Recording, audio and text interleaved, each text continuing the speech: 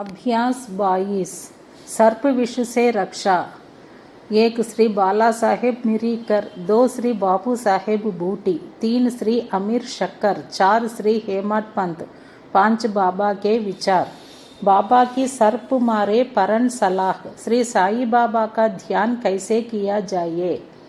उस सर्वशक्तिमान की प्रकृति अगाध है जिसका वर्णन करने में वेद और सहस्त्रमुखी शेषनाग भी अपने को असमर्थ पाते हैं।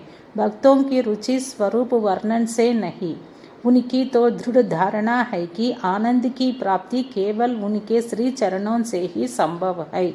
उनके चरण कमलों के ध्यान के अतिरिक्त उन्हें अपने जीवन के सर्वोच्च लक्ष्य की प्राप्ति का अन्य मार्ग विदित ही नहीं। हेमत पंत भक्ति और ध्यान का जो एक अति सरल मार्ग सुझाते हैं वह है, कृष्ण पक्ष के आरंभ होने पर चंद्रकलाएं दिन प्रतिदिन घटती जाती हैं तथा उनका प्रकाश भी क्रमशः क्षीण होता जाता है और अंत में अमावस्या के दिन चंद्रमा के पूर्ण विलीन रहने पर चारों ओर निशा का भयंकर अंधेरा छा जाता है। परंतु जब शुक्ल पक्ष का प्रारंभ होता है तो लोग चंद्र दर्शन के लिए अति उत्सुक हो जाते हैं। इसके बाद द्वितीया को जब चंद्र अधिक स्पष्ट नहीं होता तब लोगों को वृक्ष की 2 शाखाओं के बीच से चंद्र दर्शन के लिए कहा जाता है और जब इन शाखाओं के बीच उत्सुकता और ध्यानपूर्वक देखने का प्रयत्न किया जाता है तो दूर क्षितिज पर छोटी सी चंद्र रेखा के दृष्टिगोचर होते ही मन अति प्रफुल्लित हो जाता है। इसी सिद्धांत का अनुमोदन करते हुए हमें बाबा के श्री दर्शन का भी प्रयत्न करना चाहिए। बाबा के चित्र की ओर देखो, आहा कितना सुंदर है। वे पैर मोड़ कर बैठे हैं और दाहिना पैर बाएं घुटने पर रखा गया है। बाएं हाथ की अंगुलियां दाहिने चरण पर फैली हुई है। दाहिने पैर के अंगूठे पर तर्जनी और मध्यमा अंगुलियां फैली हुई हैं। इस आकृति से बाबा समझा रहे हैं कि यदि तुम्हें मेरे आध्यात्मिक दर्शन करने की इच्छा हो तो अभिमान शून्य और विनम्र होकर उक्त 2 अंगुलियों के बीच वे मेरे चरण से अंगूठे का ध्यान करो। तब कहीं तुम उस सत्य स्वरूप का दर्शन करने में सफल हो सकोगे। भक्ति प्राप्त करने का यह सबसे सुगम पंथ है। अब एक क्षण श्री साई बाबा की जीवनी का अवलोकन करें। साई बाबा के वास से ही शिरडी तीर्थस्थल बन गया है। चारों ओर से लोगों की भीड़ वहां प्रतिदिन बढ़ने लगी है तथा धनी और निर्धन सभी को किसी न किसी रूप में लाभ पहुंच रहा है। बाबा के असीम प्रेम, उनके अद्भुत ज्ञान भंडार और सर्वव्यापकता का वर्णन करने की सामर्थ्य किसे है। धन्य तो वही है जिसे कुछ अनुभव हो चुका है। कभी कभी वे ब्रह्म में भी निमग्न रहने के कारण दीर्घ मौन धारण कर लिया करते थे। कभी दृष्टांत देते तो कभी हास्य विनोद किया करते थे। कभी सरल चित्त रहते तो कभी क्रुद्ध भी हो जाया करते थे। भक्तों को उनके मुखमंडल के अवलोकन, वार्तालाप करने और लीलाएं सुनने की इच्छाएं सदा अतृप्त ही बनी रहती। फिर भी हम फूले न समाते थे। जलवृष्टि के कणों की गणना की जा सकती है। जलवृष्टि के कणों की गणना की जा सकती है। वायु को भी चर्म की थैली में संचित किया जा सकता है, परंतु बाबा की लीलाओं का कोई भी अंत ना पा सकता। अब उन लीलाओं में से एक लीला का यहाँ दर्शन करें। भक्तों के संकटों के घटित होने पूर्व बाबा उपयुक्त अवसर पर किस प्रकार उनकी रक्षा किया करते थे। श्री बाला साहेब मिरीकर, जो सरदार काका साहेब के सुपुत्र तथा कोपरगांव के मामलतदार थे, एक बार दौरे पर चितली जा रहे थे। तभी मार्ग में वे साई बाबा के दर्शनार्थ शिरडी पधारे। उन्होंने मस्जिद में जाकर बाबा की चरण वंदना की और सदैव की भांति स्वास्थ्य तथा अन्य विषयों पर चर्चा की। बाबा ने उन्हें चेतावनी देकर कहा कि जहाँ तुम बैठे हो वही द्वारका माई है। जो उसकी गोद में बैठता है वह अपने बच्चों के समस्त दुखों और कठिनाइयों को दूर कर देती है। यह मस्जिद माई परम दयालु है। सरल हृदय भक्तों की तो वह माँ है और संकटों में उनकी रक्षा अवश्य करेगी। जो उसकी गोद में एक बार बैठता है उसके समस्त कष्ट दूर हो जाते हैं।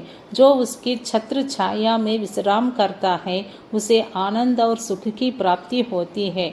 तदुपरांत बाबा ने उन्हें उदी देकर अपना वरदहस्त उनके मस्तक पर रख आशीर्वाद दिया।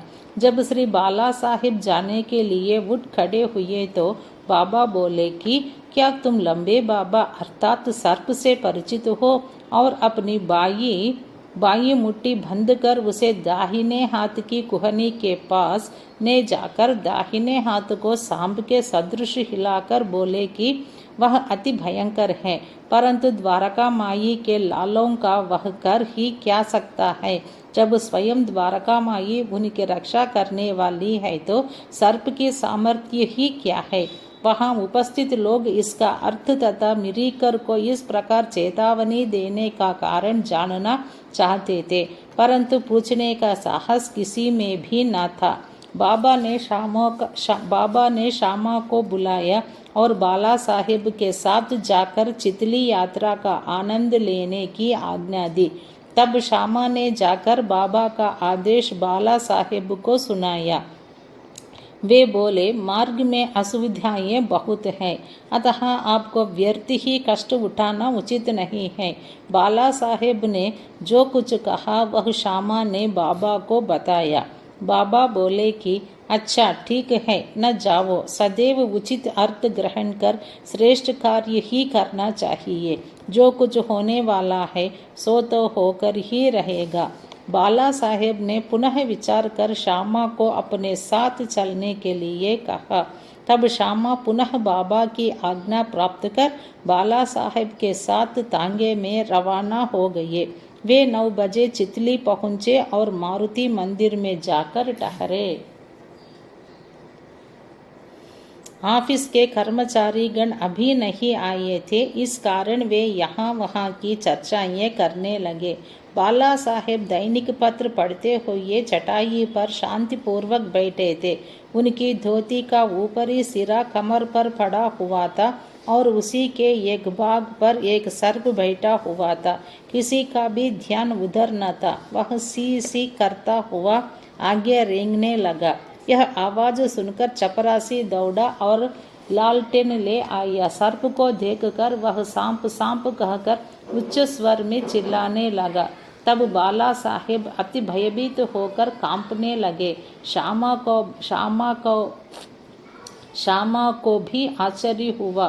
तब वे तथा अन्य व्यक्ति वहां से धीरे से हटे और अपने हाथ में लाठियां ले ली। सर्प धीरे धीरे कमर से नीचे उतर आया।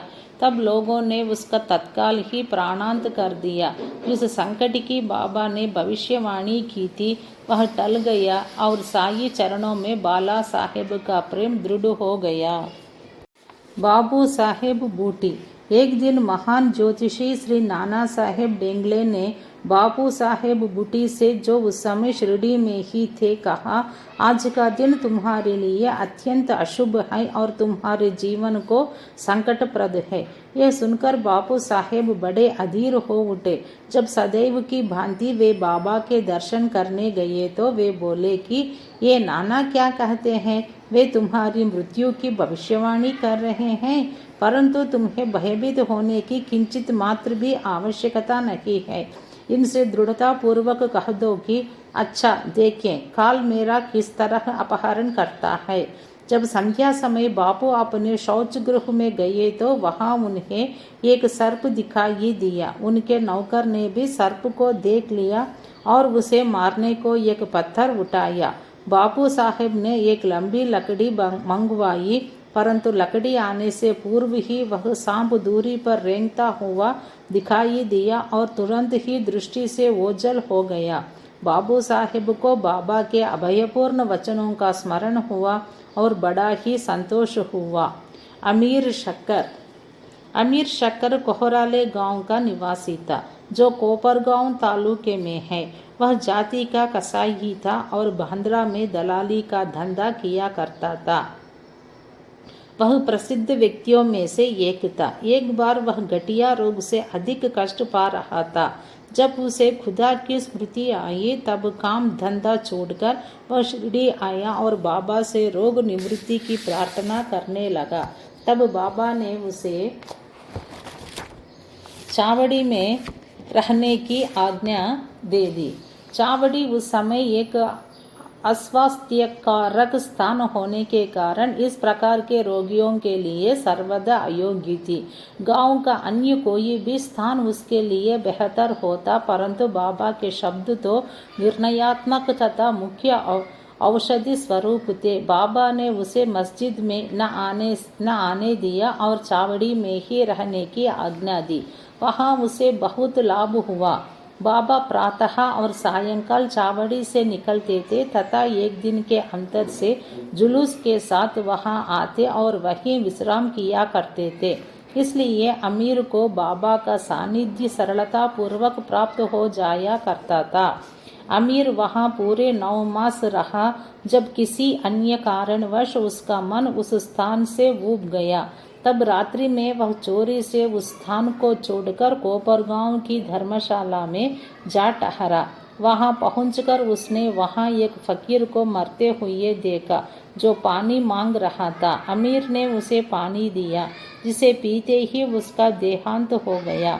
अब अमीर किंग कर्तव्य विमूढ़ हो गया। उसे विचार आया कि अधिकारियों को इसकी सूचना दे दूं तो मैं ही मृत्यु के लिए उत्तरदायी ठहराया जाऊंगा, और प्रथम सूचना पहुंचाने के नाते कि मुझे अवश्य इस विषय की अधिक जानकारी होगी, सबसे प्रथम मैं ही पकड़ा जाऊंगा। तब बिना आज्ञा शिरडी छोड़ने की उतावली पर उसे बड़ा पश्चाताप हुआ। उसने बाबा से मन ही मन प्रार्थना की और शिरडी लौटने का निश्चय कर उसी रात्रि बाबा का नाम लेते हुए पौ फटने से पूर्व ही शिरडी वापस पहुंचकर चिंता मुक्त हो गया। फिर वह चावड़ी में बाबा की इच्छा और आज्ञानुसार ही रहने लगा और शीघ्र ही रोगमुक्त हो गया। एक समय ऐसा हुआ कि अर्धरात्रि को बाबा ने जोर से पुकारा कि ओ अब्दुल, कोई दुष्ट प्राणी मेरे बिस्तर पर चढ़ रहा है। अब्दुल ने लालटेन लेकर बाबा का बिस्तर देखा, परंतु वहां कुछ भी न दिखा। बाबा ने ध्यानपूर्वक सारे स्थान का निरीक्षण करने को कहा और वे अपना सटका भी जमीन पर पटकने लगे। बाबा की यह लीला देखकर अमीर ने सोचा कि हो सकता है कि बाबा को किसी सांप के आने की शंका हुई हो। दीर्घकाल तक बाबा की संगति में रहने कारण अमीर को उनके शब्दों और कार्यों का अर्थ समझ में आ गया था। उन्होंने अपने बिस्तर के पास कुछ रेंगता हुआ देखा। तब उन्होंने अब्दुल से बत्ती मंगवाई और एक सांप को कुंडली मारे हुए वहां बैठे देखा, जो अपना फन हिला रहता था। फिर वह सांप तुरंत ही मार डाला गया। इस प्रकार बाबा ने सामयिक सूचना देकर अमीर के प्राणों की रक्षा की। हेमत पंत, बिच्छू और सांप। एक बाबा की आज्ञानुसार काका साहेब दीक्षित श्री एकनाथ महाराज के 2 ग्रंथों भागवत और भावार्थ रामायण का नित्य पारायण किया करते थे। एक समय जब रामायण का पाठ हो रहा था, तब श्री हेमत पंत भी श्रोताओं में सम्मिलित थे। अपनी माँ के आदेशानुसार किस प्रकार हनुमान से श्री राम की महानता की परीक्षा ली, यह प्रसंग चल रहा था। सब श्रोता जन मंत्रमुग्ध हो रहे थे तथा हेमत पंत की भी वही स्थिति थी।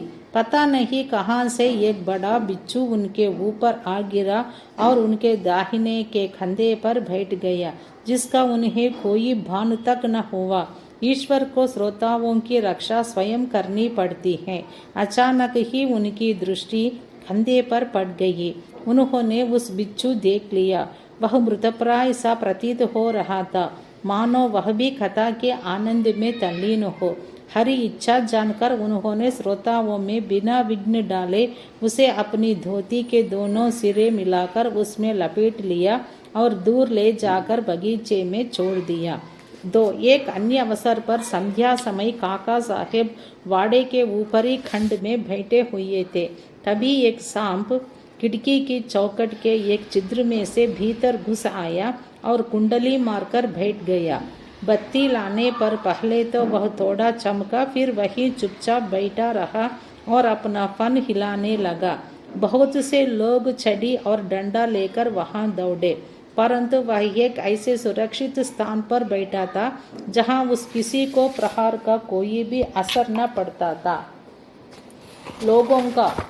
लोगों का शोर सुनकर वह शीघ्र ही उसी छिद्र में से अदृश्य हो गया।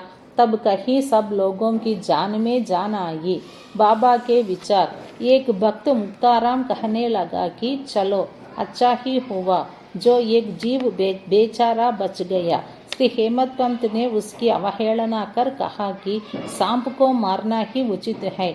इस कारण इस विषय पर वाद विवाद होने लगा। एक का मत था कि सांप तथा उसके सदृश जंतुओं को मार डालना ही उचित है, किंतु दूसरे का इसके विपरीत मत था। रात्रि अधिक हो जाने के कारण किसी निष्कर्ष पर पहुंचे बिना ही उन्हें विवाद स्थगित करना पड़ा। दूसरे दिन यह प्रश्न बाबा के समक्ष लाया गया। तब बाबा निर्णयात्मक वचन बोले कि सब जीवों में और समस्त प्राणियों में ईश्वर का निवास है, चाहे वह सांप हो या बिच्छू। वे ही इस विश्व के नियंत्रण करता है और सब प्राणी सांप, बिच्छू इत्यादि उनकी आज्ञा का ही पालन किया करते हैं। उनकी इच्छा के बिना कोई भी दूसरों को हानि नहीं पहुंचा सकता। समस्त विश्व उनके अधीन है तथा स्वतंत्र कोई भी नहीं है। इसलिए हमें सब प्राणियों से दया और स्नेह करना चाहिए। वैमनस्य या संहार करना छोड़कर शांत चित्त से जीवन व्यतीत करना चाहिए। ईश्वर सबका ही रक्षक है। ईश्वर सबका ही रक्षक है। श्री सद्गुरु साई नाथार्पणमस्तु। शुभम भवतु। सप्ताह पारायण तृतीय विश्राम।